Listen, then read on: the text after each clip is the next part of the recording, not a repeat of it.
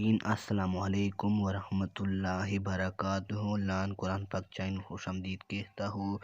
انشاءاللہ آج ہم سیکھیں گے قوت حافظہ بڑھانے کا پہلا وظیفہ۔ انشاءاللہ قوت حافظہ میں کمزور ہو، انشاءاللہ یہ وظیفہ کرے، انشاءاللہ جلدی ٹھیک ہو جائے۔ انشاءاللہ یہ سبق یاد نہ رکھے، انشاءاللہ سبق یاد ہو، انشاءاللہ یہ عمل کرے۔ اعوذ باللہ من الشیطان الرجیم، بسم اللہ الرحمن الرحیم۔ قوت حافظہ بڑھانے کا پہلا وظیفہ،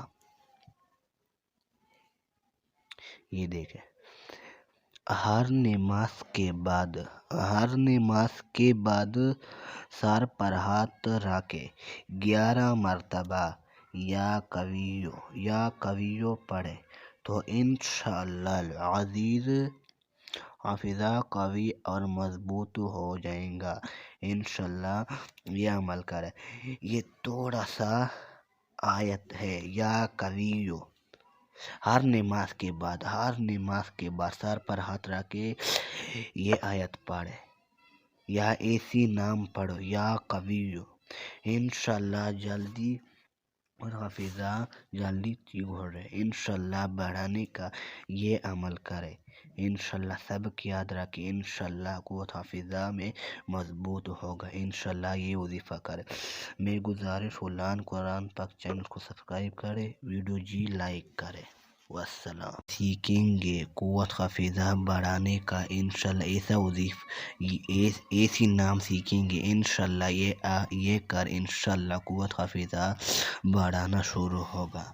اعوذ باللہ من الشیطان الرجیم، بسم اللہ الرحمن الرحیم۔ قوت حافظہ بڑھانے کا دوسرا وظیفہ، یہ دوسرا وظیفہ ہے، یہ دیکھو، فجر نماز کے بعد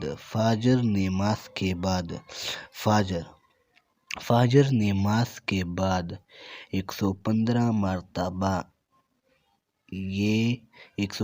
مرتبہ یہ پڑھ، یا علیم پڑھ کر دل پر دم کرے، اس کی برکت سے قوت حافظہ قوی ہو جائے گا۔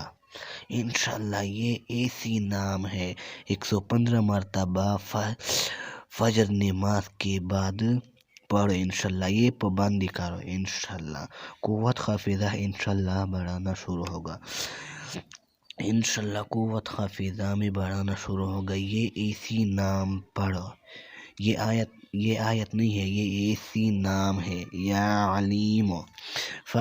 فجر کی نماز کے بعد 115 مرتبہ یا علیم پڑھے، پڑھ کر پردام کرے، دل پردام کرے، تو اس کی برکت سے حافظہ قوی ہو جائے گا، انشاءاللہ یہ ایسی نام پڑھو۔ والسلام۔